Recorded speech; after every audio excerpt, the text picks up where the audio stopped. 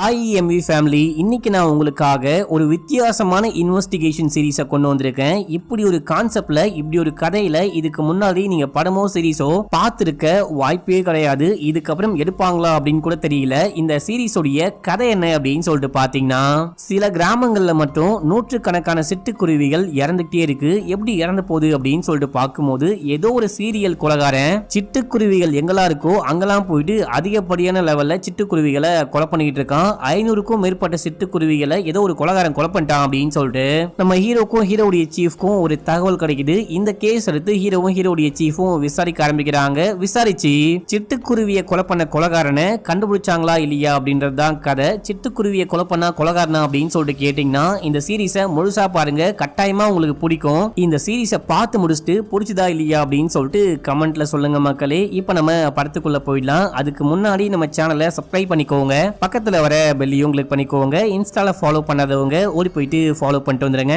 இந்த சீரீஸ் உடைய ஸ்டார்டிங் சீன்லயே ஒரு சின்ன பையனை காமிக்கிறாங்க. அந்த பையன் தண்ணிக்குள்ள கல்லு போட்டு விளையாடிட்டே இருக்கும் போது அந்த பக்கம் யாரோ போறாங்க அப்படின்னு சொல்லிட்டு சவுண்டு கேட்டு திரும்பி பார்க்கும்போது, எவனோ ஒரு ஆளு கத்தியோட தண்ணி கிட்ட போயிட்டு கத்தியெல்லாம் கழுவிட்டு இருக்காங்க. கத்தி முழுக்க ரத்தமா இருக்கு அப்படின்னு சொல்லிட்டு காமிக்கிறாங்க. இந்த எல்லா விஷயத்தையும் இந்த குட்டி பையன் பார்த்து பயந்துகிட்டே இருக்கும்போது, அந்த ஆள் நேரா வந்து இந்த பையன் கிட்ட பேசுறாரு. நீ என்ன படிக்கிற அப்படின்னு சொல்லிட்டு கேட்கும்போது, 6வது அப்படின்னு சொல்றான். நீ நல்லா படிக்கணும், நீங்களாம் தான் இந்த நாட்டுடைய எதிர்காலம் அப்படின்னு சொல்லிட்டு அங்கிருந்து கிளம்புறாரு. இப்ப அப்படியே அங்க ஒரு சோளக்கொல்ல பொம்மையை காமிக்கிறாங்க. அடுத்து நம்ம ஹீரோவை காமிக்கிறாங்க. நம்ம ஹீரோ ஒரு போலீஸா இருப்பாரு. இன்னைக்கு ஏதோ புதுசா ஒரு டிபார்ட்மெண்ட்ல ஜாயின் பண்ண போறோம் அப்படின்னு சொல்லிட்டு பரபரப்பா கிளம்பிட்டே இருக்கும்போது, அம்மா வந்துட்டு குக் பண்ணி சாப்பாடுலாம் போட்டு, தம்பி நான் அப்பாவுடைய டாக்குமெண்ட்லாம் கொண்டு போயிட்டு பேங்க்ல கொடுத்துட்டு அதுக்கப்புறம் கோவிலுக்கு போயிட்டு வருவேன், உனக்கு சாப்பாடு கட்டவா அப்படின்னு சொல்லிட்டு கேட்கும்போது, சாப்பாடுலாம் வேணாம், நான் ஒன்னும் சின்ன பையன் கிடையாது, நான் சாப்பிட்டு போமா அப்படின்னு சொல்லிட்டு அம்மா கிட்ட ஆசீர்வாதம் வாங்கிட்டு அங்க இருந்து கிளம்புறாரு. நம்ம ஹீரோடைய அப்பா வந்துட்டு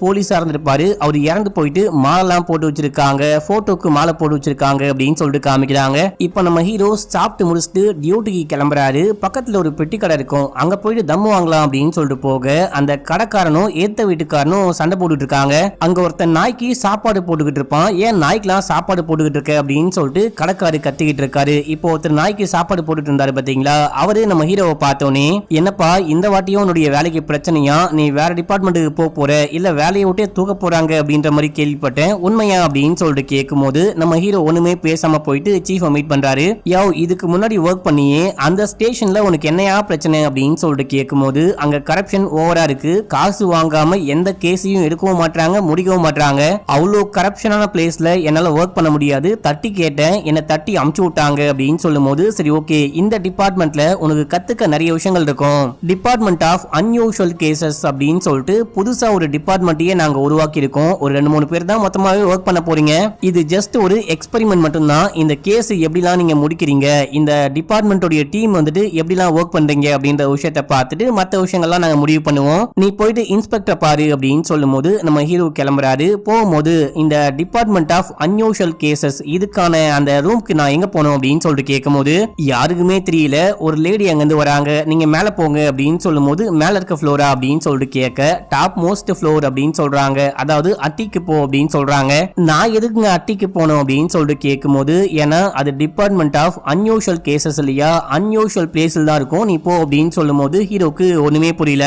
நம்ம ஹீரோ அட்டிக்கு போயிட்டு பார்க்கும்போது, அந்த இன்ஸ்பெக்டர் கால் மேல கால் போட்டுட்டு, அதுவும் டேபிளுக்கு மேல காலை வச்சுட்டு படுத்து தூங்கிட்டு இருக்காரு. அந்த இடமே குப்பை குளமா இருக்கு, ஒரே தோசியா இருக்கு, பார்க்கவே கன்றாவியா இருக்கு. நம்ம இங்கதான் ஒர்க் பண்ண போறோமா அப்படின்னு சொல்லிட்டு ஹீரோ கடுப்பாக்குறாரு. சார் சார் அப்படின்னு சொல்லிட்டு கூப்பிடும் போது, நீ போயிட்டு எனக்கு 2 பூரி 4 சப்பாத்தி வாங்கிட்டு வா அப்படின்னு சொல்ல, நான் வந்துட்டு ஃபுட் ஆர்டர் எடுக்க வந்தவன் கிடையாது, இந்த டிபார்ட்மெண்ட்ல ஒர்க் பண்ண வந்தவன் அப்படின்னு சொல்லும் போது, ஓ அப்படியா, நான் கூட டைம் 2 மணி ஆயிடுச்சு, ஃபுட் வாங்கிட்டு வர ஆள் வந்திருக்காங்கன்னு நினைச்சுக்கிட்டேன். சரி ஓகே, நீ இந்த டிபார்ட்மெண்ட்டுக்கு வந்திருக்க அப்படின்னா இதுக்கு முன்னாடி ஏதாவது பெரிய ஆட்கள் கிட்ட வம்பிழுத்திருக்கணும், அப்படியும் இல்ல அப்படின்னா மத்தவங்க கூட சேர்ந்துட்டு அவங்க எப்படி வேலை பாக்குறாங்களோ அந்த மாதிரி வேலை பார்க்க முடியாது, நான் நேர்மையா நட்டுக்கிட்டு நிப்பேன் அப்படின்னு சொல்லிட்டு ஏதாவது கோளாரா பேசிருப்ப, அதான் தட்டி அமைச்சிருப்பாங்க கரெக்டானு கேட்க, நம்ம ஹீரோ ஆமான்னு சொல்றாரு. இப்ப நம்ம என்ன ஒர்க் பண்ண போறோம் அப்படின்னு சொல்லிட்டு கேட்கும்போது, இது வந்துட்டு டிபார்ட்மெண்ட் ஆஃப் அன்யூஷுவல் கேசஸ் கிடையாது, இது வந்துட்டு பனிஷ்மெண்ட்டுக்கான டிபார்ட்மெண்ட், இங்க வந்து உன்னால எதுவுமே கத்துக்க முடியாது, கமிஷனர் என்ன சொல்லி அமைச்சாரு, நீ ஏதாவது கத்துப்ப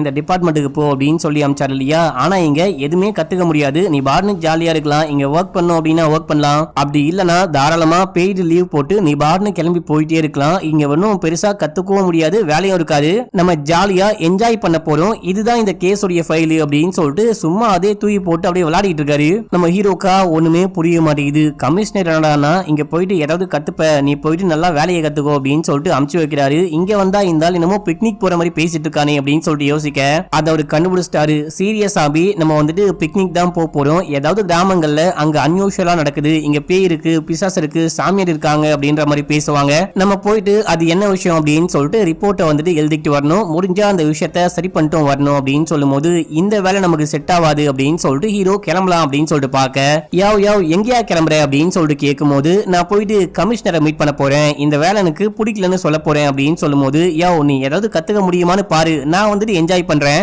இந்த வேலை இருக்கும் போது உனக்கு அந்த வேலையுடைய அருமை தெரியாது, நீ மத்த டிபார்ட்மெண்ட்டுக்கு போன அப்படின்னா தலைவலியா இருக்கும், நிக்க விடுவாங்க, அங்க போயிட்டு வேலை பாரு, இங்க போயிட்டு வேலை பாரு அப்படின்னு சொல்லிட்டு போட்டு கொட்டுவாங்க, சும்மா இரு பரவாயில்ல பாத்துக்கலாம் அப்படின்னு சொல்லிட்டு 20 ரூபா கொடு அப்படின்னு சொல்லிட்டு கேட்கும் போது காசா எதுக்கு அப்படின்னு சொல்லிட்டு கேட்க நான் எதையுமே சும்மா சொல்லி கொடுக்க மாட்டேன், காசு கொடு அப்படின்னு சொல்லிட்டு கேட்டு வாங்கிறாரு. அடுத்து இந்த வேலை பண்ணு அந்த வேலை பண்ணு அப்படின்னு சொல்லிட்டு மொக்கையா சில பல வேலையெல்லாம் வாங்கிட்டு இருக்காரு. கடைசியா உட்கார்ந்துட்டு ரெண்டு பேரும் சீட்டு விளையாடிட்டு இருக்கும் போது ஒரு கான்ஸ்டபிள் வந்து சார் உங்களை மேடம் கூப்பிட்டாங்க, ஏதோ ஒரு முக்கியமான கேஸ் அப்படின்னு சொல்லும் போது எனது மேடம் எங்களை கூப்பிடுறாங்களா, எங்களுக்கே வேலை வெட்டி இல்லாம உட்கார்ந்து சீட்டு விளையாடிட்டு இருக்கோம், எங்களை எதுக்காக மேடம் கூப்பிடுறாங்க, கண்டிப்பா எங்களை கூப்பிட்டு இருக்க வாய்ப்பே கிடையாது அப்படின்னு சொல்லிட்டு இன்ஸ்பெக்டர் சொல்லும் போது கண்டிப்பா உங்களை தான் கூப்பிட்டாங்க, வாங்க போலாம் அப்படின்னு சொல்லிட்டு கூட்டு போக அடுத்து வந்துட்டு அந்த கொலைகாரனை காமிக்கிறாங்க.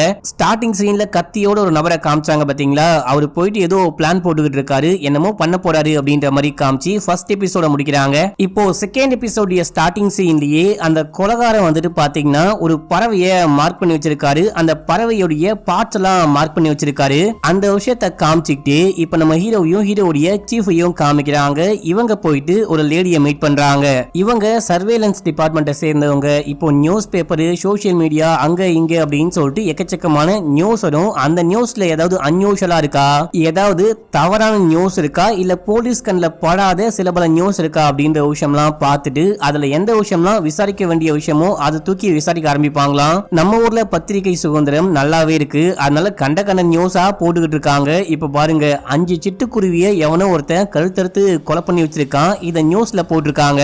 நான் விசாரிச்ச வரைக்கும் இது வந்துட்டு உண்மையான நியூஸ் தான். எதுக்காக சம்பந்தமே இல்லாம சிட்டுக்குருவியை பிடிச்சி கழுத்தறுத்து கொலை பண்ணும், இதுக்கு பின்னாடி பிளாக் மேஜிக் அந்த மாதிரி ஏதாவது சம்பந்தப்பட்டிருக்கா அப்படின்னு சொல்லிட்டு நீங்க போயிட்டு விசாரிங்க. இது இங்க இருந்து 40 கிலோமீட்டர்ல ஒரு கிராமம் இருக்கு, அங்கதான் இந்த விஷயம்லாம் நடக்குது, போயிட்டு விசாரிங்க அப்படின்னும் போது எனது நாங்க போனோமா அப்படின்னு சொல்லிட்டு சீஃப் கேட்கும் போது நீங்க தானே அன்யூஷுவல் டிபார்ட்மெண்ட், நீங்க தான் போயிட்டு விசாரிச்சாகணும், இவர் யாரு உங்க அசிஸ்டண்டா புதுசா வந்திருக்காரு அப்படின்னு சொல்லிட்டு கேட்கும் போது சீஃப் ஆமா அப்படின்னு சொல்றாரு. இப்ப அப்படியே நம்ம ஹீரோவும் சீஃபும் கிளம்பி அந்த கிராமத்துக்கு போறாங்க, கொஞ்சம் போலீஸும் போறாங்க. இப்போ ஸ்டார்டிங் சீன்ல ஒரு ஸ்பாட்டை காமிச்சாங்க பாத்தீங்களா, அங்க போயிட்டு சுத்தி முத்தி பாக்குறாங்க. ஒரு இடம் முழுக்க லைட்டா ரத்தமா இருக்கு, இங்கதான் அந்த சிட்டுக்குருவி இறந்து கடந்ததா அப்படின்னு சொல்லிட்டு கேட்கும் போது லோக்கல் போலீஸ் ஆமான்றாரு. சும்மா அந்த பறவை எங்கேயாச்சும் அடிபட்டு கூட இறந்து போயிருக்க வாய்ப்பு இருக்கு, இத கொலை அப்படின்னு சொல்லிட்டு எப்படி சொல்றீங்கன்னு கேட்கும் போது இல்ல அது கண்டிப்பா கொலை தான், எப்படி கரெக்டா கழுத்துல அடிபட்டு இறந்து போகும், இந்த ஊர் முழுக்க இது வரைக்கும் 5-6 சிட்டுக்குருவிய எவனோ ஒருத்தன் கழுத்தறுத்து தான் கொலை பண்ணிருக்கான், கண்டிப்பா அது கொலை தான் அப்படின்னு சொல்லிட்டு லோக்கல் போலீஸ் சொல்லும் போது சரி அந்த பறவையுடைய டெட் பாடியை என்ன பண்ணீங்க அப்படின்னு சொல்லிட்டு கேட்கும் போது அதை ஃபாரன்சிக் அமுச்சு வச்சிருக்கோம், பக்கத்துல வந்துட்டு ஒரு ஐஸ் வண்டியை பார்த்தோம், அந்த ஐஸ் வண்டிகிட்ட இருந்து ஐஸ் எல்லாம் கடனா வாங்கி பாக்ஸுக்குள்ள போட்டு அமுச்சு வச்சிருக்கோம், இந்த விஷயத்த ஒரு பையன் கண்ணால பார்த்திருக்கான், ஐ விட்னஸ் கூட இருக்கு அப்படின்னு சொல்லும் போது ஸ்டார்டிங் சீன்ல ஒரு குட்டி பையனை காமிச்சாங்க பாத்தீங்களா, அந்த குட்டி பையனை கூப்பிடுறாங்க. இவனை கூப்பிட்டு விசாரிக்கும் போது இவன் எல்லாமே சொல்றான், நான் ஒரு கொலை பண்ற விஷயத்த பார்க்கவே இல்லை, ஆனா அந்த பறவை இறந்து கிடந்துச்சு, அவரு கையில வந்துட்டு ஒரு கத்தி முழுக்க ரத்தமா இருந்துச்சு, அவர் போயிட்டு அதை கிளீன் பண்ணிட்டு வந்து என்கிட்ட இந்த மாதிரி பேசிட்டு போனாரு, அது மட்டும் இல்லாம நான் பாட்னு விளையாடிக்கிட்டு இருக்கும் போது ஏதோ சவுண்ட் கேடுச்சு, ஏதோ ஒரு பாட்டை வந்துட்டு ஹம்மிங் பண்ற மாதிரி சவுண்ட் கேடுச்சு, அதுக்கப்புறம் தான் நான் அவரை பார்த்தேன், அவர் அந்த பாட்டை பாடிக்கிட்டே இருந்தாரு அப்படின்னு சொல்ல நீ அந்த நபரை திரும்பி பார்த்தா அடையாளம் காட்ட முடியுமா அப்படின்னு சொல்லிட்டு கேட்கும் போது கண்டிப்பா காட்ட முடியும் அப்படின்னு சொல்றாரு. முன்ன பின்ன இந்த ஊர்ல பாத்திருக்கியான்னு கேட்கும் போது இல்ல அப்படின்னு சொல்றான். சரி ஓகே நீ போ அப்படின்னு சொல்லிட்டு இன்ஸ்பெக்டர் கிட்ட என்ன விஷயம் அப்படின்னு சொல்லிட்டு கேட்கும் போது சார் கண்டிப்பா இதை பார்க்கும்போது அந்த ஆளு வெளியூருக்காரனா இருக்க வாய்ப்பு இருக்கு, இந்த ஊரு ரொம்ப ரொம்ப சின்ன ஊரு, இந்த ஊர்ல இருக்க எல்லாருக்கும் எல்லாரையும் நல்லாவே தெரியும், இதுக்கு முன்னாடி பார்க்காத ஆளை பார்த்ததுனால தான் அந்த குட்டி பையனால அடையாளம் காட்ட முடியல, நம்ம வேணா ஊருக்காரங்கிட்ட விசாரிச்சு பார்ப்போம் அப்படின்னு சொல்லிட்டு கேட்கும் போது 2-3 பேர்ட்ட விசாரிக்கிறாங்க, யாருமே அந்த ஆளை பார்க்கவே இல்லையா, இந்த நியூஸை பத்தி ஐ மீன் இந்த விஷயத்தை பத்தி என்ன நினைக்கிறீங்க, எதுக்காக பறவையெல்லாம் கொலை பண்றாங்கன்னு நினைக்கிறீங்க அப்படின்னு சொல்லிட்டு கேட்கும் போது சில பேரு இது பிளாக் மேஜிக் பண்றதுக்காக ஏதோ வந்துட்டு பலி கொடுக்க போறாங்க போல, சூனியத்துக்காக தான் இந்த விஷயம்லாம் பண்றாங்க பண்றாங்க அப்படின்னு சொல்றாங்க. சில பேர் வந்துட்டு அந்த பறவை வந்துட்டு வயலை நாசம் பண்ணுச்சு அப்படின்னு சொல்லிட்டு அந்த கொலவெறியை கூட கொலை பண்ணிருக்க வாய்ப்பு இருக்கு. என்னுடைய வயலுக்கே பறவைகள் வந்தா நான் அடிச்சு துரத்த தான் செய்வேன் அப்படின்னு சொல்லிட்டு ஒருத்தர் சொல்றாரு. இந்த மாதிரி 4 பேர் 4 விதமா பேசும்போது இவங்க இதெல்லாம் விசாரிச்சு எந்த பலனும் கிடையாது அப்படின்னு சொல்லிட்டு லோக்கல் போலீஸ் சொல்ல, சரி ஓகே முதல்ல இந்த பாடியை நீ போஸ்ட் மார்ட்டத்துக்கு அமுச்சு வை, அதுக்குள்ள நம்மளால ஏதாவது கண்டுபிடிக்க முடியுதுன்னு பார்க்கலாம் அப்படின்னு சொல்லிட்டு இந்த ஊர்ல இருந்து கிளம்புறாங்க. அடுத்து நம்ம ஹீரோ கிளம்பி வீட்டுக்கு போறாரு. வீட்டுக்கு போனா அம்மா குக் பண்ணி வச்சுட்டு இந்த வாரம் ஒரு கல்யாணம் இருக்கு, அந்த கல்யாணத்துக்கு நீயும் நானும் போனோம், கண்டிப்பா லீவ் போட்டு வாடா அப்படின்னு சொல்லிட்டு கூப்பிட சரிமா அப்படின்றாரு. அது மட்டும் இல்லாம நம்ம சொந்தக்காரங்களாம் நீ எப்போ கல்யாணம் பண்ணிக்க போற, ஏன் உன் பையன் வந்துட்டு மொட்டை பையனாவே இருக்கிறான் அப்படின்னு சொல்லிட்டு கேட்டுட்டே இருக்காங்க. எப்பதான்டா கல்யாணம் பண்ணிக்க போற அப்படின்னு சொல்லிட்டு கேட்கும்போது, இருமா இப்பதாமா புது டிபார்ட்மெண்ட்டுக்கு வேலைக்கு போயிருக்கேன், அங்க வேலை ரொம்ப ரொம்ப அதிகமா இருக்கு, அந்த வேலையெல்லாம் முடியட்டும், பொறுமையா பொண்ணு பாரு, கல்யாணம் பண்ணிக்கிறேன் அப்படின்னு சொல்றாரு. இப்ப அங்க வந்துட்டு பாத்தீங்கன்னா அம்மா வந்துட்டு சிக்கன் குக் பண்ணி வச்சிருப்பாங்க. இது என்ன புதுசா இருக்கே அப்படின்னு சொல்லிட்டு ஓபன் பண்ணி பார்க்கும்போது சிக்கன், டேய் உனக்கு பிடிச்சது குக் பண்ணி வச்சிருக்கேன் சாப்பிடுறா அப்படின்னும் போது நம்ம ஹீரோ வேணாம் அப்படின்றாரு.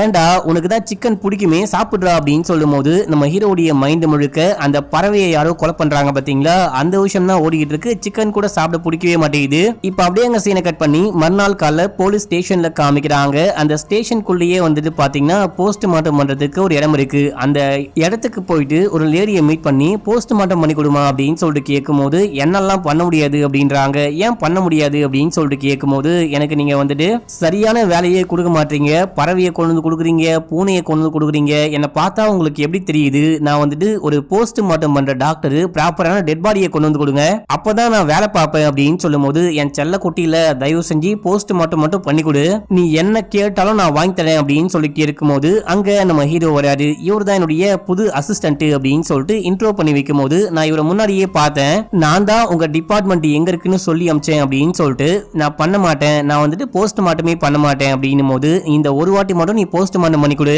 நான் உனக்கு பிடிச்ச மாதிரி பிரியாணி வாங்கி தரேன் அப்படின்னு சொல்லும் போது, அப்படின்னா ஓகே நான் காலையே போஸ்ட்மார்ட்டம்லாம் முடிச்சிட்டேன் அப்படின்னு சொல்லிட்டு ரிப்போர்ட்டை கொடுக்குறாங்க. யாரோ பக்காவா பிளான் பண்ணி அந்த சிட்டுக்குருவியை பிடிச்சி கழுத்தறுத்து கொலை பண்ணிருக்காங்க. கை நடுக்கமே இல்லாம ப்ராப்பரா கட் பண்ணிருக்காங்க அப்படின்னு சொல்லும் போது, எப்படி அவனுக்கு கையெல்லாம் நடுங்கும், இது வரைக்கும் 200க்கும் மேற்பட்ட குருவிகளை கொலை பண்ணிருக்கான், அவனுக்கு நிறைய பழக்கமா இருக்கும் அப்படின்னு சொல்லிட்டு ஹீரோ சொல்லும் போது நமக்கே தூக்கி வாரி போடுது. என்னது 200 அப்படின்னு சொல்லிட்டு.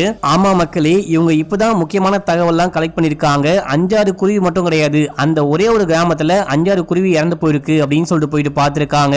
ஆனா மொத்த தகவலையும் திரட்டி பார்க்கும்போது இது வரைக்கும் 200க்கும் மேற்பட்ட குருவிகளை அந்த கொலைகாரன் கொலை பண்ணிருக்க வாய்ப்பு இருக்கு அப்படின்னு சொல்லிட்டு கண்டுபிடிச்சிருக்காங்க. அந்த குருவிக்கு கொஞ்சம் கூட வலிக்காத மாதிரி டக்குன்னு அவன் கொலை பண்ணிருப்பான், ரொம்ப ரொம்ப சீக்கிரமா அந்த மரணம் நடந்திருக்கும் அப்படின்ற விஷயத்தையும் இந்த லேடி சொல்லும் போது, சரிமா ரொம்ப தேங்க்ஸ் அப்படின்னு சொல்லிட்டு அங்கிருந்து கிளம்பி போயிட்டு இன்னொரு லேடியை மீட் பண்றாங்க. இவங்க வந்துட்டு பாத்தீங்கன்னா பறவைகள் ஆர்வலர், பறவைகளை பத்தி நிறையவே ஆராய்ச்சி பண்ணிருக்காங்க. அது மட்டும் இல்லாம இப்போ ஒரு வக்கீலாவும் இருக்காங்களாம். இவங்களை போயிட்டு மீட் பண்ணி இங்க நடக்கிற பறவைகள் கொலையை பத்தி சொல்றாங்க. 5 ஊர்ல மட்டும் எவனோ ஒருத்தன் தொடர்ந்து பறவைகளை கொலை பண்ணிட்டே இருக்கான். இது வரைக்கும் 200-300 பறவைகளை கொலை பண்ணிருக்கான். ஏன் கொலை பண்றானே தெரியல அப்படின்னு சொல்லும் போது, எனது பறவைகளை மட்டும் கொலை பண்றானா, என்ன மாதிரியான பறவை அப்படின்னு சொல்லிட்டு கேட்க, சிட்டுக்குருவி மாதிரி அப்படின்னு சொல்ல, சிட்டுக்குருவியா அப்படின்னு சொல்லிட்டு ஷாக் ஆகுறாங்க. உங்களுக்கு வந்துட்டு ஹலீம் அலியை பத்தி தெரியுமா அப்படின்னு சொல்லிட்டு கேட்க, நாங்க கேள்விப்பட்டிருக்கோம், இந்த பறவையை பத்தி ஆராய்ச்சி பண்ணவரு கரெக்டா அப்படின்னு சொல்லிட்டு ஹீரோ சொல்லும் போது, ஆமா அந்த ஹலீம் அலியே இது வரைக்கும் 100கணக்கான பறவைகளை கொலை பண்ணிருக்காரு. பறவைகளை கொலை பண்ணி அதை பத்தி ஆராய்ச்சி பண்ணி புக்ஸ் எல்லாம் எழுதுவாரு. அவரு பறவைகளை கொலை பண்ண பிரிட்டிஷே ஹெல்ப் பண்ணிருக்காங்க அப்படின்னு சொல்லும் போது, அவரு பறவைகளுக்காக போராடினாரு, பறவைகளை காப்பாத்த நிறையவே போராட்டம்லாம் பண்ணாரு அப்படின்னு சொல்லிட்டு கேள்விப்பட்டோம். அந்த ஆளு எதுக்காக பறவைகள் எல்லாம் கொலை பண்ணாரு அப்படின்னு சொல்லிட்டு கேட்கும் போது, ஆரம்பத்துல அவரு பறவைகள் எல்லாம் கொலை பண்ணிருக்காரு, சும்மா வேட்டையாடி இருக்காரு. அதுக்கப்புறம் பறவைகளை புடிச்சு போயிட்டு அதை பத்தி ஆராய்ச்சி பண்றதுக்காக நிறைய பறவைகளை ஹண்ட் பண்ணிருக்காரு, கொலை பண்ணிருக்காரு. அதுக்கப்புறம் தான் பறவைகளை நம்ம எவ்வளவு காப்பாத்தணும், பறவைகளை காப்பாற்ற வேண்டியது எவ்வளவு முக்கியமான காரியம் அப்படின்னு சொல்லிட்டு புக்கெல்லாம் எழுதியிருக்காரு. அதுக்கப்புறம் தான் இந்த போராட்டம் எல்லாம் பண்ணாரு அப்படின்னு சொல்றாங்க. சரி, இந்த பறவைகள்ல முக்கியமா இந்த ஸ்பேரோல வித்தியாசமான ஸ்பேரோஸ் இருக்கா அப்படின்னு சொல்லிட்டு கேட்கும் போது, நிறையவே இருக்கு. இத பத்தி பைபிள்ல கூட எழுதிருக்காங்க. நைட்டிங்கேல்ஸ் கூட பறவைகள் சாப்பிடுற, முக்கியமா இந்த சிட்டுக்குருவிகள் சாப்பிடுற அதே கிரைன்ஸ் தான் சாப்பிடுவாங்க அப்படின்னு கூட கேள்விப்பட்டிருக்கேன் அப்படின்னு சொல்ல, சரி ஓகே நம்ம போயிட்டு முதல்ல அந்த 5 கிராமங்களுக்கும் என்ன ஒற்றுமை இருக்குன்னு கண்டுபிடிக்கணும். அதை கண்டுபிடிச்சா மட்டும்தான் அவன் எதுக்காக பறவைகளை மட்டும் கொலை பண்றான் அப்படின்ற விஷயத்தை கண்டுபிடிக்க முடியும். வா போலாம் அப்படின்னு சொல்லிட்டு கூப்பிடும் போது, நீங்க வந்துட்டு பறவைகள் தானே, ஜஸ்ட் பறவைகளை எவனோ கொலை பண்றான் அப்படின்னு சொல்லிட்டு இந்த கேஸை அப்படியே விட்டுறாதீங்க. பறவைகள் இறந்து போறாங்க அப்படின்னா அதுவும் ஒரு உயிர் தான். அது மட்டும் இல்லாம இந்த ஸ்பேரோ சாரோவை கொலை பண்றதுக்கு பின்னாடி ஏதோ ஒரு முக்கியமான காரணம் இருக்குன்னு நினைக்கிறேன், தயவு செஞ்சு இந்த கேஸ சும்மா விட்டாதீங்க அப்படின்னு சொல்லிட்டு கெஞ்சாத குறையா சொல்லி அனுப்புறாங்க. இப்போ நம்ம சீஃப் வெளியே வந்தவனே நம்ம ஹீரோ கிட்ட 20 ரூபா கொடு அப்படின்னு சொல்லிட்டு கேட்கும் போது, இப்போ எது காசு, நீங்க திருந்தவே மாட்டீங்களா அப்படின்னு சொல்லிட்டு கேட்கும் போது, நான்லாம் திருந்த வாய்ப்பே கிடையாது, உனக்கு நான் இப்போ ஒரு முக்கியமான இன்ஃபார்மரை இன்ட்ரோ கொடுக்க போறேன், அவர் மட்டும் இல்ல அப்படின்னா நம்மளால கண்டிப்பா இந்த கேஸை முடிக்க முடியாது, அவர் டிபார்ட்மெண்ட்டுக்காக 50-60 வருஷமா வேலை பார்த்துட்டு இருக்காரு அப்படின்னு சொல்லிட்டு அவரை போயிட்டு மீட் பண்ணி இந்த கேஸை பத்தின எல்லா விஷயத்தையும் சொல்லிட்டு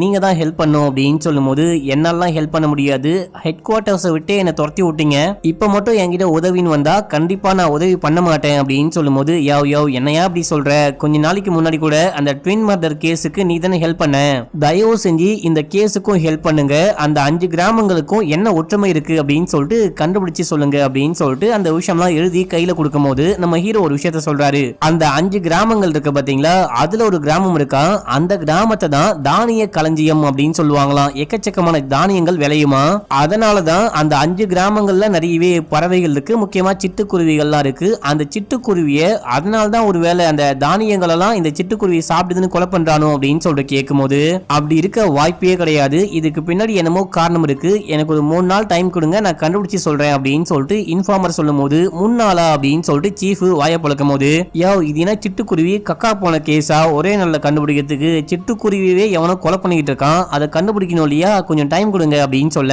சரின்னு சொல்லிட்டு இவங்களும் இங்க இருந்து கிளம்புறாங்க. அடுத்து அந்த கொலைகாரனை காமிக்கிறாங்க. இந்த ஆளு கடைக்கு போயிட்டு அரிசியால செய்யப்பட்ட ரஸ்க் இருக்கா அப்படின்னு சொல்லிட்டு கேட்கும் போது, உங்களுக்கு எதுக்கு அது அப்படின்னு சொல்லிட்டு கடைக்காரன் கேட்க, நான் இந்த மாதிரி சிட்டுக்குருவிகள்லாம் வளர்த்துக்கிட்டு இருக்கேன், என்னுடைய மொட்டை மாடிக்கு நிறையவே சிட்டுக்குருவி பறவைகள்லாம் வரும், அதுக்கு போடதான் அப்படின்னு சொல்லிட்டு கேட்டு வாங்கிட்டு மறுபடியும் கொலை பண்ண போறான் போல கிளம்பிட்டான். இதோட செகண்ட் எபிசோட் முடியுது. இப்ப அப்படியே தேர்ட் எபிசோட் ஸ்டார்டிங் சீன்லயே இந்த கொலைகாரனை காமிக்கிறாங்க. இவன் கையில வலை, அதுக்கப்புறம் அரிசி ரஸ்க்லாம் தூக்கிட்டு ஏதோ காட்டுப்பகுதியா போயிட்டு இருக்கும் போது அங்க ஒரு தாத்தா உட்கார்ந்துட்டு இருக்காரு. அந்த தாத்தாக்கு சரியாவே கண்ணே தெரியல, இவரை பார்க்கும் போது யாரோ இந்த பக்கம் போறாங்க, கையில வலை வச்சிருக்காங்க அப்படின்ற விஷயம்லாம் தெரியுது, ஆனா யாருன்னு ரெகனைஸ் பண்ண முடியாம, நீ யாருப்பா தாசா அப்படின்னு சொல்லிட்டு கேட்கும் போது, ஆமா நான் தான் தாசு, நீங்க எப்படி இருக்கீங்க அப்படின்னு சொல்லிட்டு அந்த கொலைகாரன் சும்மா பேச்சு கொடுக்க ஆரம்பிக்கும் போது, நீ தான் ஊருக்கு போயிட்டியே, எப்போ ஊர்ல இருந்து வந்த அப்படின்னு சொல்லிட்டு கேட்கும் போது, இன்னைக்கு தான் வந்தேன் அப்படின்னு சொல்லிட்டு அவன் பாட்டு நேரா உள்ளுக்குள்ள போயிட்டு அந்த அரிசியெல்லாம் போட்டு வலைய வச்சிருக்கான். அந்த பக்கம் பறந்து போன பறவைகள் அந்த குருவி எல்லாம் வந்துட்டு அந்த இதுவை சாப்பிட்டுக்கே இருக்கும் போது அந்த பறவையை பிடிச்சி கொஞ்சம் கொஞ்சமா கொலை பண்ண ஆரம்பிக்கிறான். அந்த பறவைகள் துடி துடிச்சு இறந்து போயிட்டு இருக்குங்க. இந்த சவுண்ட் இந்த தாத்தாக்கு நல்லாவே கேக்குது, ஏன் குருவி எல்லாம் இந்த மாதிரி கத்திட்டே இருக்கு அப்படின்னு சொல்லிட்டு பார்க்கும்போது அப்பதான் இவர் புரிஞ்சுக்கிறாரு, அந்த தாஸ் வந்துட்டு 2 வருஷத்துக்கு முன்னாடி இறந்து போயிட்டானே, நம்ம தான் ஊருக்கு போயிட்டான்னு புரிஞ்சுக்கிட்டோமா, அப்படின்னா இவன் தாஸ் கிடையாது, இவன் பொய் சொல்லிட்டான் அப்படின்னு சொல்லிட்டு தனக்கு தானே புலம்பிட்டே இருக்கும் போது அந்த பக்கம் ஒரு பையன் வரான். இந்த தாத்தா புலம்பிட்டு இருக்கிற விஷயத்த பார்த்துட்டு, தாத்தா என்னாச்சு அப்படின்னு சொல்லிட்டு கேட்கும் போது, ஒருத்தன் என்ன ஏமாத்திட்டான், அங்க போயிட்டு பாரு அப்படின்னு சொல்லும் போது இந்த பையன் போயிட்டு பார்க்க அந்த ஆளு குருவி எல்லாம் கொலை பண்ணி போட்டுக்கிட்டு இருக்கான். இத பார்த்துட்டு, யாரா நீ என்னடா பண்ணிட்டு இருக்க அப்படின்னு சொல்லிட்டு கல்ல தூக்கி அடிக்கும் போது அந்த ஆளு பயந்துட்டு ஓடுறான். ஓடும்போது செருப்புலாம் கலந்துக்குது, அந்த செருப்புலாம் தூக்கிட்டு ஓடுறான். அடுத்து நம்ம ஹீரோடைய சீஃப்லாம் ஸ்பாட்டுக்கு வராங்க. ஸ்பாட்டுக்கு வந்து என்ன விஷயம் ஆச்சு அப்படின்னு சொல்லிட்டு அந்த பெரியவர்கிட்ட விசாரிக்கும் போது அவர் எல்லாமே சொல்றாரு. அப்படின்னா அந்த ஆள் கண்டிப்பா உங்க ஊருக்காரன் கிடையாதா, அந்த தாஸ் கிடையாதா அப்படின்னு சொல்லிட்டு கேட்கும் போது, இல்ல தாஸ் வந்துட்டு எப்பயோ இறந்து போயிட்டாரு, நான் தான் வந்துட்டு தப்பா புரிஞ்சுக்கிட்டேன், மறந்து போயிட்டேன் அப்படின்னு சொல்ல, நீங்க அந்த ஆளை பாத்தீங்களான்னு கேட்கும் போது எனக்கு சரியா கண்ணே தெரியாது அப்படின்னு சொல்றாரு. அடுத்து அந்த பையன்கிட்ட விசாரிக்கும் போது அந்த பையனும் எல்லாமே சொல்றான். நான் கல்ல தூக்கி அடிக்கும் போது அந்த ஆளு பயந்துட்டு ஓடும் போது செருப்பு கழண்டிட்டு அப்படின்னு சொல்லிட்டு செருப்பையே கையில தூக்கிட்டு ஓடினா அப்படின்னு சொல்லும் போது, இப்போ அந்த ஸ்பாட்டுக்கு போயிட்டு பார்க்கும் போது அந்த ஆளுடைய கால் தடயத்தை பாக்குறாங்க. நீ உடனே கொல்கத்தா போலீஸ்க்கு கால் பண்ணி இந்த ஸ்பாட்டுக்கு வர சொல்லு, இங்க இருக்கிற ஃபிங்கர் பிரிண்ட் அந்த ஃபுட் பிரிண்ட் எல்லாம் கலெக்ட் பண்ண சொல்லு, கூடிய சீக்கிரமே அவனை கைது பண்ணும் அப்படின்னு சொல்லும் போது நம்ம ஹீரோவும் சரின்னு சொல்றாரு. அடுத்து அந்த பறவைகளுக்கு இறுதி சடங்கு பண்ணும் அப்படின்னு சொல்லிட்டு எல்லாமே தூக்கி போட்டு கொளுத்திக்கிட்டு இருக்காங்க. எல்லா கொலைகாரனுக்கும் நம்ம ஒரு பேர் வைப்போமே, இந்த கொலைகாரனுக்கு நம்ம என்ன பேர் வைக்க போறோம் அப்படின்னு சொல்லிட்டு ஹீரோ கேட்க, தி ஹண்டர்னு பேர் வச்சுக்கலாம் அப்படின்னு சொல்லிட்டு சீஃப் சொல்றாரு. அடுத்து ஸ்டேஷனுக்கு போயிட்டு அந்த ஃபாரன்சிக் லேடியை மீட் பண்ணி போஸ்ட்மார்ட்டம் ரிப்போர்ட் வேணும் அப்படின்னு சொல்லிட்டு கேட்கும்போது, கொடுக்க முடியாது, போன வாட்டி பிரியாணி வாங்கி தரேன் அப்படின்னு சொல்லிட்டு ஏமாத்திட்டீங்க, உங்களுக்காக நான் ஏன் ஒர்க் பண்ணும், உங்களுக்கு நான் எதுக்காக ரிப்போர்ட் கொடுக்கணும் அப்படின்னு சொல்லிட்டு கேட்கும்போது அங்க வந்த ஹீரோ, நான் உங்களுக்கு பிரியாணி வாங்கி தரேன், தயவு செஞ்சு ரிப்போர்ட் கொடுங்க அப்படின்னு சொல்லிட்டு வாங்கி என்ன விஷயம் தான் கண்டுபிடிச்சிருக்கீங்க அப்படின்னு சொல்லிட்டு கேட்கும்போது, கண்டிப்பா அந்த ஆளுடைய ஏஜ் வந்துட்டு ஒரு 70 வயசுக்காரனா இருக்க நிறையவே வாய்ப்பு இருக்கு.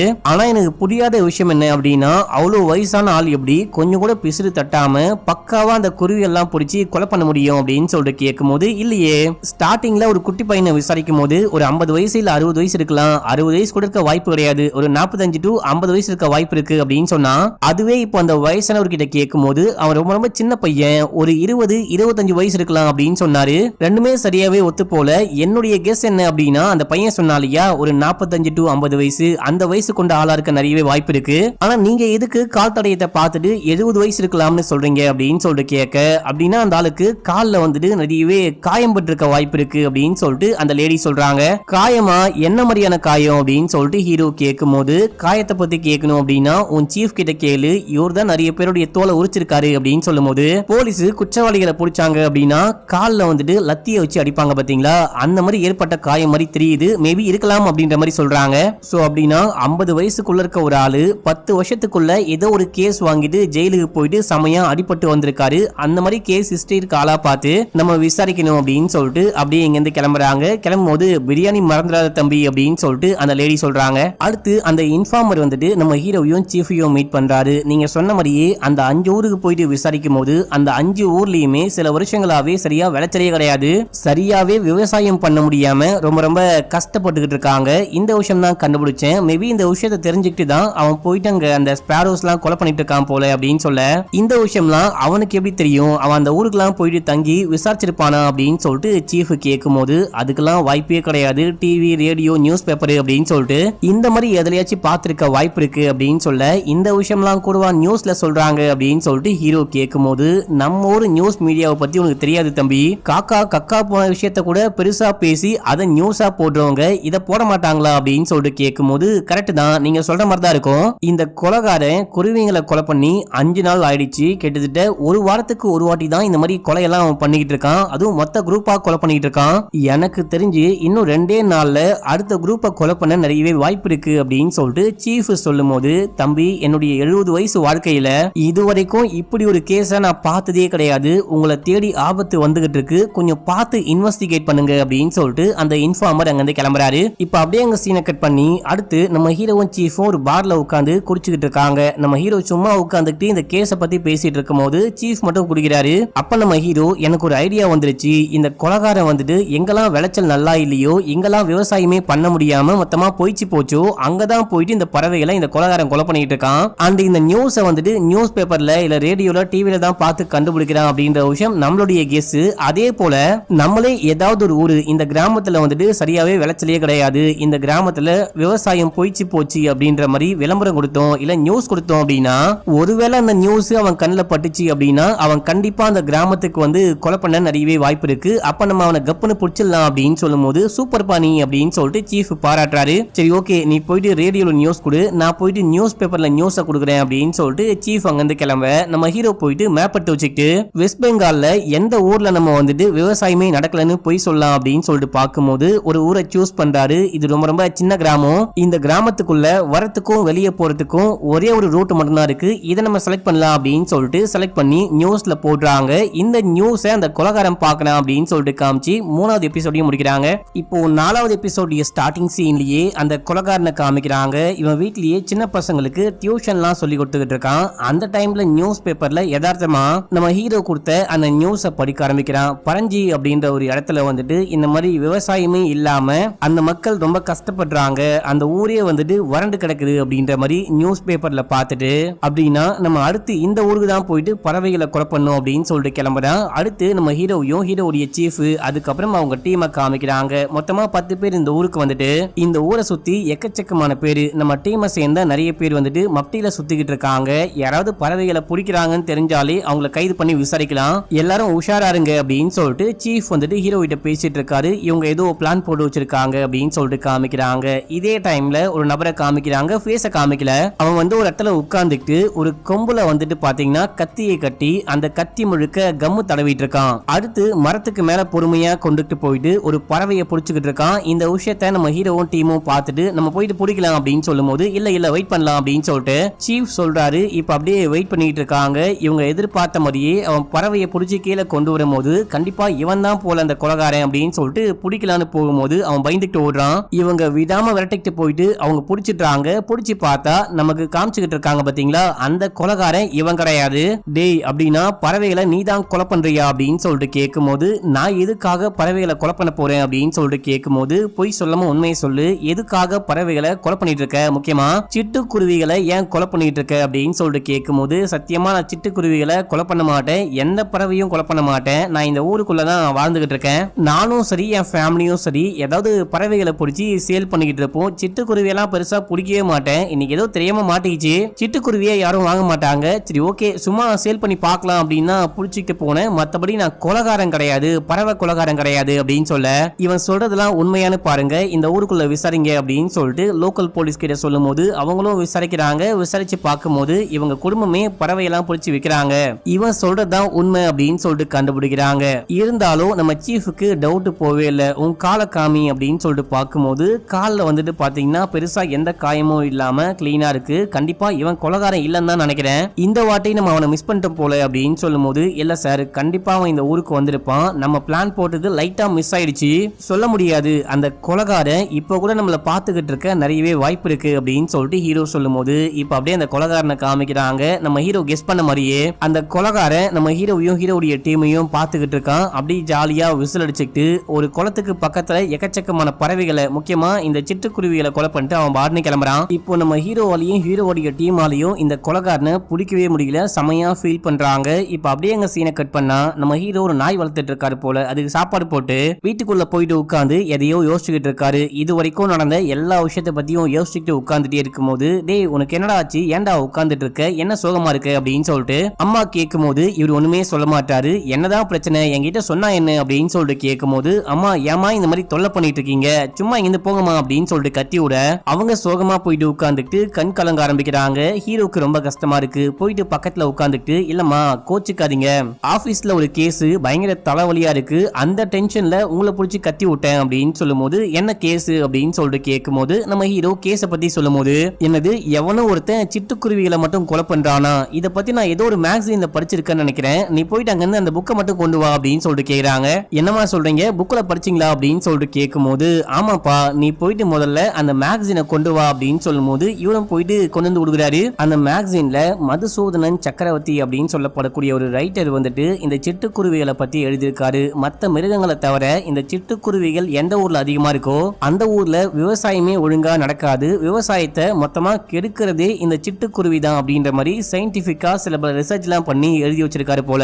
இந்த மேகசினை காமிச்சு இந்த விஷயத்துக்கும் உன்னுடைய கேஸுக்கும் ஏதாவது கனெக்ஷன் இருக்கான்னு பாருப்பா அப்படின்னு சொல்லும் போது எம்மா நீ சூப்பர்மா, இந்த மேகசின் எப்போ படிச்சீங்க, எப்போ வந்த மேகசின் அப்படின்னு சொல்லிட்டு கேட்கும் போது புதுசா வந்த மேகசின் தான், இந்த மாசம் தான் நினைக்கிறேன் அப்படின்னு சொல்லும் போது நம்ம ஹீரோ பப்ளிஷர் யாரு அப்படின்னு சொல்லிட்டு பார்த்து நேரா போயிட்டு அந்த பப்ளிஷிங் கம்பெனில யார் இந்த இதோ எழுதுனா, இந்த மதுசூதனன் யாரு, அவருடைய கான்டாக்ட் நம்பர் கிடைக்குமா அப்படின்னு சொல்லிட்டு கேட்கும் போது கான்டாக்ட் நம்பர்லாம் கிடையாது, அவரு யாருன்னே எங்களுக்கு தெரியாது, ஆனா அவர் எழுதுற இந்த விஷயங்கள்லாம் ரொம்ப ரொம்ப பக்காவா இருக்கும், சயின்டிபிக்கா ஏதோ கண்டுபிடிச்சு எழுதின மாதிரியே இருக்கும் அண்ட் ரொம்பவே இன்ட்ரெஸ்டிங்கான விஷயமா இருக்கு அப்படின்னு சொல்லிட்டு நாங்க இந்த மதுசூதனன் எழுதுற விஷயம்லாம் பப்ளிஷ் பண்ணிட்டு இருக்கோம் அப்படின்னு சொல்லும் போது எங்க இந்த மதுசூதனன் சக்கரவர்த்தி யாருன்னே தெரியாது அப்படின்னா அவர் எப்படி உங்களுக்கு இந்த விஷயம்லாம் எழுதி அனுப்புவாரு அப்படின்னு சொல்லிட்டு கேட்கும் போது போஸ்ட்ல தான் அனுப்புவாரு அப்படின்னு சொல்றாங்க. சரி ஓகே உங்களுக்கு போஸ்ட் வந்திருக்கும் இல்லையா, அந்த என்வலப் கவர் வச்சிருக்கீங்களா அப்படின்னு சொல்லிட்டு கேட்கும் போது போயிட்டு 2 கவரை கொண்டு வந்து கொடுக்குறாரு, அந்த கவர்ல ஃப்ரம் அட்ரஸ் நல்லாவே போட்டிருக்கு, மாட்னாண்டா மாப்பிள அப்படின்னு சொல்லிட்டு நம்ம ஹீரோ சீஃப் கிட்ட இன்ஃபார்ம் பண்ணிட்டு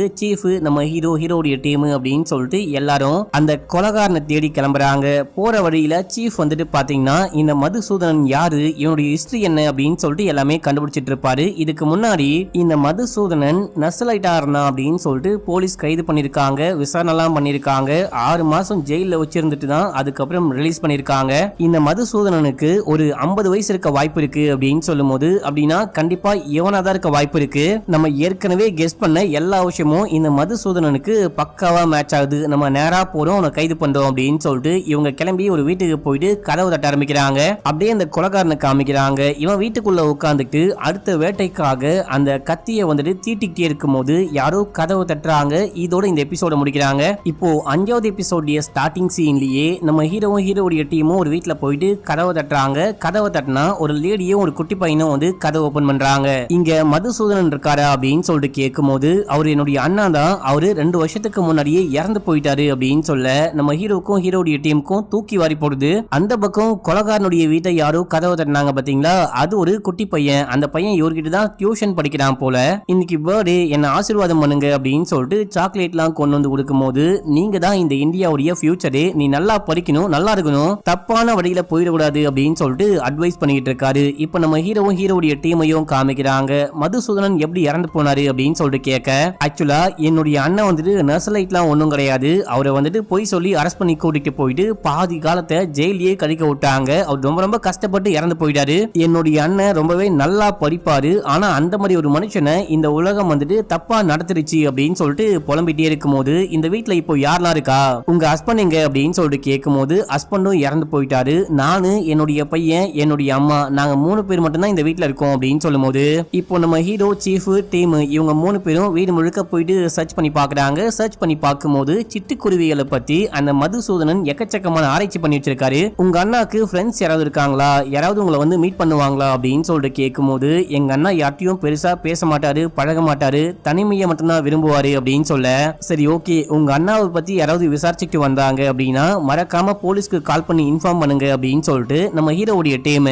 இங்க இருந்து கிளம்பி பக்கத்துல இருக்க போலீஸ் ஸ்டேஷனுக்கு போறாங்க. கண்டிப்பா கொலைகாரன் இதே ஊர்ல தான் எங்கேயோ இருக்கான், அவன் தான் அந்த போஸ்ட்லாம் அனுப்பிச்சுக்கிட்டு இருக்கான், அந்த மேகசின்ல ஆர்டிகல்லாம் எழுதிக்கிட்டு இருக்கான், பேரை மட்டும் மதுசூதனன் அப்படின்னு சொல்லிட்டு மாத்தி யூஸ் பண்ணிட்டு இருக்கான்னு நினைக்கிறேன். போஸ்ட் ஆபீஸ் போனா ஏதாவது கண்டுபிடிக்க முடியும் அப்படின்னு சொல்லிட்டு சீஃப் நம்ம ஹீரோவை கூப்பிட்டு போஸ்ட் ஆபீஸ்க்கு போயிட்டு இவனை பத்தி விசாரிக்கும் போது, எங்க ஊர்ல இருந்து மொத்தமாவே 3 பேர் மட்டும்தான் இந்த ரெஜிஸ்டர் போஸ்ட்லாம் அனுப்பிச்சு வைப்பாங்க, மத்தபடி அதிகப்படியான ரெஜிஸ்டர் போஸ்ட்லாம் இங்க இருந்து போகாது, இது ரொம்ப ரொம்ப சின்ன ஒரு 2 வாரத்துக்கு ஒரு வாட்டி மதுசூதனன் அப்படின்னு சொல்லிட்டு யாரோ வந்து இந்த ரெஜிஸ்டர் போஸ்ட்டை கொல்கத்தாக்கு அனுப்பணும் அப்படின்னு சொல்லுவாங்க. எனக்கு நல்லாவே ஞாபகம் இருக்கு, ஃபேஸ் தான் சரியா ஞாபகம் இல்லை அப்படின்னு சொல்லும்போது, சரி ஓகே என்ன பண்ணுங்க, நீங்க அந்த மாதிரி யாராவது வந்தாங்க அப்படின்னா மறக்காம போலீஸ்க்கு கால் பண்ணி இன்ஃபார்ம் பண்ணுங்க, இங்கேயே ஒரு போலீஸை நாங்க விட்டு போறோம் அப்படின்னு சொல்லிட்டு கிளம்ப, இப்போ சீஃப் நம்ம ஹீரோ கிட்ட என்ன சொல்றாரு அப்படின்னா, இந்த கேஸுக்கு நீயும் நானும் மட்டும் கண்டிப்பா பத்த மாட்டோம், நீயும் நானும் மட்டும் சேர்ந்தா அந்த கொலைகாரனை கண்டிப்பா பிடிக்கவே முடியாது, நீ கமிஷனர் கிட்ட போயிட்டு பேசி பாரு, நமக்கு ஏதாவது உதவி பண்ண சொல்லு அப்படின்னும் போது,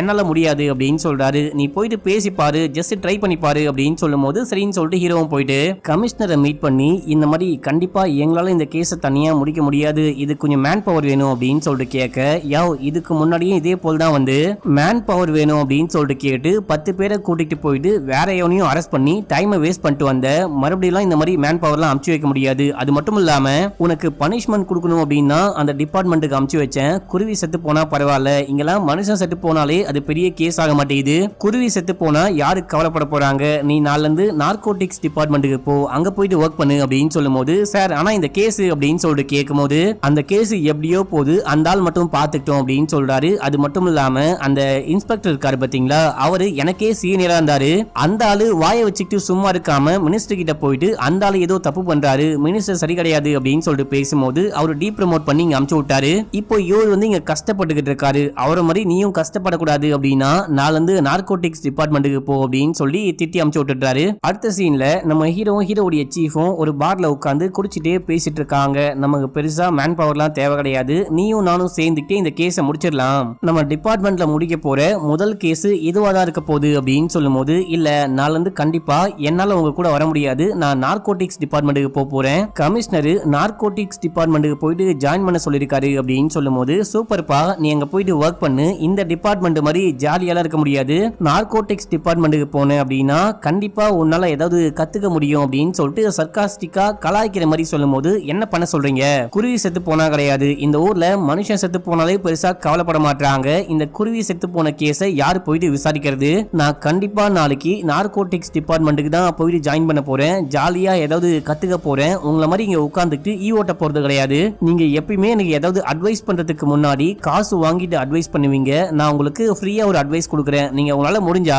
அந்த மினிஸ்டர் கிட்ட போயிட்டு மன்னிப்பு கேட்டு உங்க போஸ்டிங்ல கொஞ்சம் பெரிய வேலையா வாங்க பாருங்க, வாழ்க்கையில கொஞ்சம் முன்னேறி போக முடியுமான்னு பாருங்க அப்படின்னு சொல்லும் போது இந்த சீஃபுக்கு ரொம்ப கஷ்டமாயிடுது. இன்னைக்கு சரக்கடிச்ச பில்ல அவரே போயிட்டு பே பண்ணிட்டு வந்துட்டு, இங்க பாரு மனுஷனா இருந்தாலும் மிருகமா இருந்தாலும் உயிர் தான், குருவியை கொலை பண்ணாலும் கொலை தான் அப்படின்னு சொல்லிட்டு அங்கிருந்து கிளம்புறாரு. இப்ப நம்ம ஹீரோ சரக்கு போட்டு போதையோட அங்கிருந்து கிளம்புறாரு. இதுக்கு முன்னாடி ஒரு நாய்க்கு சாப்பாடு போட்டிருப்பாரு பாத்தீங்களா, அந்த நாய் வந்துட்டு டீ கடை பக்கமா நிக்கும் போல அடிக்கடிக்க சாப்பாடு போடுவாரு, அவருடைய வீட்டுல வளர்க்குற நாய் கிடையாது. இன்னைக்கு அந்த நாயை முறைச்சு பார்த்துட்டு அப்படியே வீட்டுக்கு போறாரு. வீட்டுக்கு போயிட்டு உட்காந்துட்டு எல்லா விஷயத்தையும் யோசிச்சுட்டே இருக்கும் போது யாரோ அந்த நாயை அடிக்கிற மாதிரி, அந்த நாய் கத்துற மாதிரி சவுண்டு கேக்குது. என்ன சவுண்டு அப்படின்னு சொல்லிட்டு போயிட்டு பார்க்கும்போது அந்த நாய் யாரையோ புடிச்சு கடிச்சிட்டு இருக்கு. அதனால அந்த ஊர் மக்கள் எல்லாம் சேர்ந்துட்டு நாயை ஒரு இதுக்குள்ள போட்டு போட்டு கொலை பண்ண பாக்குறாங்க, அடிக்க பாக்குறாங்க. அந்த மாதிரிலாம் பண்ணாதீங்கயா, அந்த நாய் பாவம் பாவம் அப்படின்னும் போது நாய்க்கெல்லாம் பாவம் பார்த்தா மனுஷங்களை கடிச்சு கொதறி மனுஷங்களையே கொலை பண்றோம் போல அப்படின்னு சொல்லிட்டு நம்ம ஹீரோடைய கண்ணுக்கு முன்னாடியே அடிச்சு கொலை பண்றாங்க. நம்ம ஹீரோக்கு மனசே உடைஞ்சு போச்சு. அப்படியே அழுதுகிட்டே வீட்டுக்கு போறாரு. செமையா ஃபீல் பண்ணிட்டு இருக்காரு. நம்ம ஹீரோக்கு இப்பதான் சீஃப் சொன்ன விஷயமும் நடுவுல அந்த பறவைகள் ஆர்வலர் அந்த லேடி சொல்லிருப்பாங்க பாத்தீங்களா, மனுஷனா இருந்தாலும் மிருகமா இருந்தாலும் உயிர் தான் ரெண்டு பேருமே சொல்லிருப்பாங்க. அந்த விஷயம் மைண்டுக்குள்ள ஓடிட்டு இருக்கு. அதனால நம்ம ஹீரோ என்ன பண்றாரு அப்படின்னா லோக்கல் போலீஸ்க்கு கால் பண்ணி இவங்க இந்த மாதிரி நாயை கொலை பண்ணிட்டாங்க அப்படின்னு சொல்லிட்டு கம்ப்ளைண்ட் கொடுக்குறாரு. மறுநாள் காலைல லோக்கல் போலீஸ் வந்து இங்க யாரெல்லாம் நாயை கொலை பண்ணாங்களோ அவங்கள கைது பண்ணி கூட்டு போறாங்க. இப்போ நம்ம ஹீரோ கிளம்பி போயிட்டு சீஃபை மீட் பண்றாரு. இப்போ நீ எதுக்காக இங்க வந்து என்ன பார்த்திருக்க, கீழே போ, கீழே தான் நார்கோட்டிக் டிபார்ட்மெண்ட் இருக்கு அப்படின்னு சொல்ல, சார் நேத்து நான் ஏதோ குடிபோதையில கொஞ்சம் வளரிட்டேன், நீங்களும் நானும் சேர்ந்துட்டு எப்படியாச்சும் இந்த கொலைகாரனை கண்டுபிடிக்கணும். நீங்க சொன்ன மாதிரி குருவியா இருந்தாலும் உயிர் தான், அவன் எதுக்காக இந்த கொலையெல்லாம் பண்ணிட்டு இருக்கான்னு கண்டுபிடிக்கணும் அப்படின்னு சொல்லும் போது அந்த வேலையை நானே பாத்துக்கிறேன், நீ கிளம்பி போ அப்படின்னு சொல்லும் போது, சார் நேத்து கொஞ்சம் போதையில பேசிட்டேன், அதெல்லாம் மனசுல வச்சுக்காதீங்க ப்ளீஸ் ப்ளீஸ் அப்படின்னு சொல்லிட்டு கெஞ்சி எப்படியோ சீஃபை சமாதானப்படுத்திட்டாரு. நம்ம நெக்ஸ்ட் என்ன பண்ண போறோம் அப்படின்னு சொல்லிட்டு கேட்க, அந்த மதுசூதனன் சக்கரவர்த்தியை அரெஸ்ட் பண்ணி வச்சிருந்தாங்க இல்லையா, அந்த ஸ்டேஷனுக்கு போயிட்டு விசாரிக்கலாம், அங்க விசாரிச்சா கண்டிப்பா ஏதாவது கண்டுபிடிக்க முடியும் அப்படின்னு சொல்லிட்டு சீஃப் சொல்றாரு. சரி சார், அந்த போஸ்ட் ஆபீஸ்ல இருந்து யாராவது கால் பண்ணாங்களா அப்படின்னு சொல்லிட்டு கேட்கும் போது இது வரைக்கும் இல்லன்னு சீஃப் சொல்ல, இதே டைம்ல போன் ரிங் அடிக்க ஆரம்பிக்குது. இதோட இந்த எபிசோட முடியுது. இப்போ அப்படியே 6வது எபிசோட் ஸ்டார்டிங் சீன்லயே போன் ரிங் அடிக்கும் போது நம்ம சீஃப் தான் அட்டென்ட் பண்றாரு. அந்த போஸ்ட் ஆபீஸ்ல இருந்து போஸ்ட்மேன் கால் பண்ணிருக்காரு. சார் இன்னைக்கு அவன் வந்துட்டு கொல்கத்தால இருக்கிற அந்த மேகசின் கம்பெனிக்கு 3 ரெஜிஸ்டர் போஸ்ட் அனுப்பணும் அப்படின்னு சொன்னா, அப்பயே நான் ரெகனைஸ் பண்ணிட்டேன் இவன் தான் அந்த கொலைகாரன் அப்படின்னு சொல்லிட்டு அவன் போஸ்ட் அனுப்பிச்சிட்டு கிளம்பும் போது நானும் பின்னாடியே ஃபாலோ பண்ணிட்டு போனேன். அவன் லோக்கல் ரயில்வே ஸ்டேஷனுக்கு போயிட்டு சோனா காட்சி போனோம் அப்படின்னு சொன்னா, இன்னைக்கு காலைல 10:30 மணிக்கு ட்ரெயின் ஏறி அந்த ஊருக்கு தான் சார் கிளம்பி இருக்கான் அப்படின்னு சொல்லும் போது, சரி ஓகே ரொம்ப நன்றி அப்படின்னு சொல்லிட்டு போனை கட் பண்ணிட்டு நம்ம உடனே கிளம்பி அந்த ஊருக்கு போனோம்.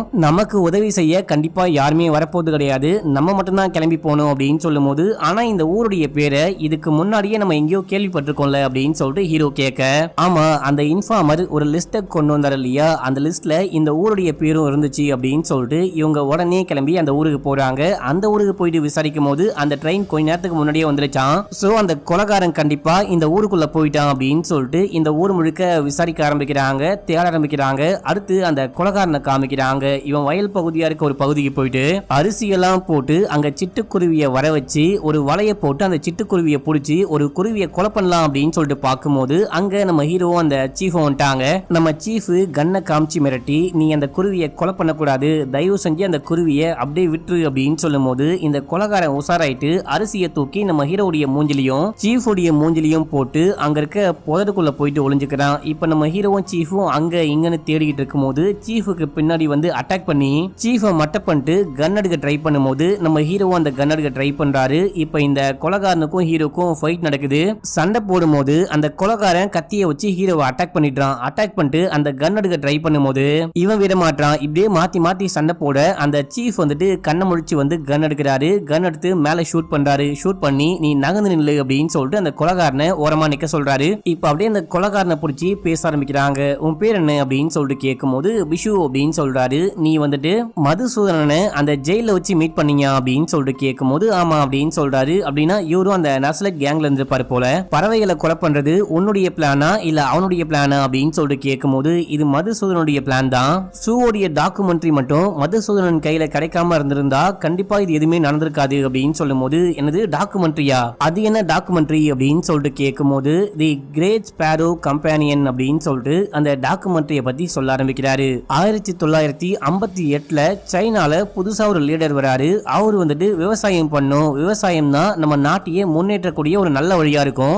நம்ம இந்த 5 வருஷம் ஆட்சிக்குள்ள விவசாயத்தை பயங்கரமா கொண்டு போக போறோம் அப்படின்னு சொல்லிட்டு பிளான் எல்லாம் போடுறாரு. விவசாயத்தை தடுக்கக்கூடிய விஷயம் என்ன அப்படின்னு சொல்லிட்டு பார்க்கும்போது சிட்டுக்குருவியை யாரெல்லாம் கொலை பண்ணி கொண்டு வரீங்களோ அவங்க எல்லாருக்கும் காசு கொடுக்கப்படும் அப்படின்னு சொல்லும் போது சைனால சின்ன பசங்கள்ல இருந்து வயசானவங்க வரைக்கும் எல்லாரும் கண்டப்படுற எல்லா சிட்டுக்குருவிகளையும் கொலை பண்ண ஆரம்பிக்கிறாங்க, கொலை பண்ணி குமிக்க ஆரம்பிக்கிறாங்க. அதுக்கப்புறம் தான் சைனால விவசாயம் பெருகுச்சான். அந்த நிகழ்வுக்கு பேர் தான் த கிரேட் ஸ்பேரோ கம்பேனியன் அப்படின்னு சொல்றாங்களாம். இத பார்த்துட்டு நீங்களும் கொலை பண்ண ஆரம்பிச்சிட்டீங்களா, எப்போ ஆரம்பிச்சீங்க அப்படின்னு சொல்லிட்டு சீஃப் கேட்கும் போது எங்களுக்கு சிட்டுக்குருவியை கொலை பண்ணும் அப்படின்ற எந்த எண்ணமும் கிடையாது. 1985ல இருந்து 1992 வரைக்கும் நாங்க எக்கச்சக்கமான ஊர்களுக்கு போனோம். சைனாவுடைய லீடர் சொல்றது உண்மையா? இந்த மாதிரி சிட்டுக்குருவி சிட்டுக்குருவிகள் தான் சரியா விவசாயம் ஆகிறதுக்கு காரணமா அப்படின்னு சொல்லிட்டு கண்டுபிடிக்க போனோம். எக்கச்சக்கமான ஊர்களுக்கு போயிட்டு நிறையவே ஆராய்ச்சி எல்லாம் பண்ணும். ஆராய்ச்சியோடைய முடிவுல சைனாவுடைய லீடர் சொல்றது உண்மைதான். சிட்டுக்குருவிகள்னால எக்கச்சக்கமான விவசாய நிலங்கள் பாதிக்கப்படுது. சிட்டுக்குருவிகள் தான் நிறைய ஊர் வந்துட்டு தரிசு நிலமா மாறதுக்கு காரணமா இருக்கு அப்படின்ற விஷயத்தை கண்டுபிடிச்சு இதை பப்ளிஷ் பண்ணுங்க அப்படின்னு சொல்லும் போது எந்த கம்பெனியும் பப்ளிஷ் பண்ண முன் வரவே இல்ல. இதனாலேயே மதுசூதனன் மனசுடைஞ்சு போயிட்டு இறந்து போயிட்டாரு அப்படின்னு சொல்லும் போது அதுக்காக நீ போயிட்டு இப்போ கொலை பண்ணிட்டு இருக்கியா, கொலை பண்றது மட்டும் இல்லாம மேகசின்ல பப்ளிஷ் பண்ணிட்டு இருக்கியா அப்படின்னு சொல்லிட்டு கேட்கும் போது, சார் சாதாரணமா நான் போயிட்டு இந்த விஷயம் நடக்குது அப்படின்னு சொன்னா கண்டிப்பா யாருமே நம்ப போறது கிடையாது, என்ன பைத்தியக்காரன் அப்படின்னு தான் சொல்லுவாங்க. அதனால்தான் எந்த ஊரெல்லாம் விவசாயம் சரி கிடையாதோ அந்த ஊருக்கெல்லாம் போயிட்டு சிட்டுக்குருவிகளை கொலை பண்ணிக்கிட்டு இருந்தேன். இந்த விஷயத்த நியூஸ் மூலியமா நல்லாவே பேச ஆரம்பிச்சாங்க. நான் சொல்ற விஷயத்தையும் நல்ல விஷயம், ஆமா இந்த மனுஷன் சொல்றது உண்மையான விஷயம் அப்படின்னு சொல்லிட்டு சில கம்பெனிஸ் வந்துட்டு பப்ளிஷும் பண்ண ஆரம்பிச்சாங்க. இந்த விஷயம் தான் ஆச்சு அப்படின்னு சொல்லும் போது இதை பண்ணி நீ என்ன சாதிச்ச, மொத்த ஊரையும் இந்தியாவையே நீ காப்பாத்திட்டியா அப்படின்னு சொல்லிட்டு கேட்கும் போது நான் அப்படிலாம் பண்ணவே கிடையாது. சிட்டுக்குருவிகள் தப்பு பண்ணா கூட்டம் கூட்டமா இறந்து போறாங்க, அதே போல மனுஷங்களும் தப்பு பண்ணா இறந்து போவாங்க அப்படின்னு சொல்லிட்டு அவங்களுக்கு ஒரு முன்னுதாரணமா இருக்கணும். தப்பு பண்ணா கண்டிப்பா கொலை செய்யப்படுவோம் அப்படின்ற பயம் அவங்களுக்கு வரணும் அப்படின்னா இதெல்லாம் பண்ண அப்படின்னு சொல்லும் போது, டே பைத்தியம் முடிச்ச வெட்டுக்கிளி, நீ என்ன சொன்னாலும் நீ ஒரு கொலைகாரன் தான், உன்னை கைது தான் பண்ண போறேன், உன்னை ஜெயில போறதுக்கு முன்னாடி சைக்காட்ரிக் ஹாஸ்பிடல்ல சேர்க்கணும் அப்படின்னு சொல்லும் போது, சார் நீங்க என்ன கைது பண்ணுங்க, ஸ்டேஷன் கூட்டிட்டு போங்க, என்ன வேணா பண்ணுங்க, ஆனா அனிமலை கொலை பண்ணிட்டேன் அப்படின்னு மட்டும் என்ன கைது பண்ணி உள்ளுக்குள்ள போட்டாதீங்க, பறவையை கொலை பண்ணிட்டேன் அப்படின்னு மட்டும் கைது பண்ணி உள்ளுக்குள்ள போட்டாதீங்க, மனுஷனை கொலை பண்ண ட்ரை பண்ண அப்படின்னு கூட போட்டுக்கோங்க, ஆனா பறவையை கொலை பண்ண போட்டாதீங்க அப்படின்னு சொல்லிட்டு கெஞ்சும் போது முதல்ல கூட வாடா அப்படின்னு சொல்லிட்டு கூட்டிட்டு போறாரு. இப்ப அப்படியே எங்க சீனை கட் பண்றாங்க. கடைசி சீன்ல நம்ம ஹீரோவும் சீஃபும் உட்கார்ந்து பேசிக்கிட்டு இருக்கும் போது, ஏன் சார் இந்த மாதிரி பண்ணீங்க, அவன் பண்ண தப்புக்கு சரியான தண்டனை நம்ம வாங்கி கொடுத்துருக்கணும், அவன் தான் குருவிகள் எல்லாரையும் கொன்னுகிட்டு இருந்தான் அப்படின்னு சொல்லிட்டு வெளி உலகத்துக்கு தெரியப்படுத்திருக்கணும் அப்படின்னு சொல்லும் போது, எதுக்காக தெரியப்படுத்தணும், இந்த மாதிரி ஒருத்தன் பண்ணா, சைனால ஒருத்தன் பண்ணா அப்படின்னு சொல்லிட்டு தெரிஞ்சதுக்கு அப்புறம் தான் நம்ம ஊர்ல ஒருத்தன் வந்துட்டு சைக்கோவா மாறி இந்த குருவிகள் எல்லாம் கொலை பண்ணிட்டு இருந்தான். இப்போ இந்த பிஷு மேல இவன் தான் குருவிகளை கொலை பண்ணா அப்படின்னு சொல்லிட்டு நம்ம இவன் மேல கேஸ போட்டு உள்ளுக்குள்ள தள்ளினா கண்டிப்பா இந்த விஷயம் வெளியே வரும். ஃபியூச்சர்ல எவனாச்சும் ஒருத்தன் இவன மாதிரியே பைத்தியக்காரனா மாறி குருவிகள்னால தான் நம்ம நிலத்துல விவசாயமே நடக்கல அப்படின்னு சொல்லிட்டு அவனும் குருவிகளை கொலை பண்றேன் அப்படின்னு சொல்லிட்டு கிளம்பிடுவான். இந்த விஷயம் இப்போதைக்கு வெளியே வராம இருக்கிறது தான் குருவிகளுக்கும் நல்லது, மனுஷங்களுக்கும் நல்லது. அதே டைம்ல அவனை சும்மா விட போறது கிடையாது, சில பல கேசுகளை போட்டு உள்ளுக்குள்ள தள்ளி முடிஞ்ச வரைக்கும் வாழ்நாள் முழுக்க அவன் ஜெயிலுக்குள்ளே இருக்க மாதிரி தான் பாத்துக்க போறேன் அப்படின்னு சொல்ல, சூப்பர் சார் நீங்க அப்படின்னு சொல்லிட்டு நம்ம ஹீரோ பாராட்டுறாரு. அப்படியே பேசிக்கிட்டு அங்கிருந்து கிளம்புறாங்க. இதோட இந்த சீரிஸையும் முடிக்கிறாங்க. இந்த சீரிஸ் பயங்கரமா இருந்துச்சு, அப்படியே எக்கச்சக்கமான ட்விஸ்டோட இருந்துச்சு அப்படின்லாம் சொல்ல முடியாது. ஆனா உண்மையிலேயே ஒரு வித்தியாசமான கதை. உங்கள நிறைய பேருக்கு இந்த சீரிஸ் பிடிச்சிருக்கும்னு நம்புறேன். பிடிச்சதா இல்லையா அப்படின்னு சொல்லிட்டு மறக்காம கீழே கமெண்ட் பண்ணுங்க. இன்னமும் சப்ஸ்கிரைப் பண்ணாம பாக்குறீங்க அப்படின்னா பண்ணிக்கோங்க, பக்கத்துல வர பெல்லையும் கிளிக் பண்ணிக்கோங்க. இன்ஸ்டால ஃபாலோ பண்ணாதவங்க ஓடி போயிட்டு ஃபாலோ பண்ணிட்டு வந்துருங்க. ஓகே மக்களே, பாய்.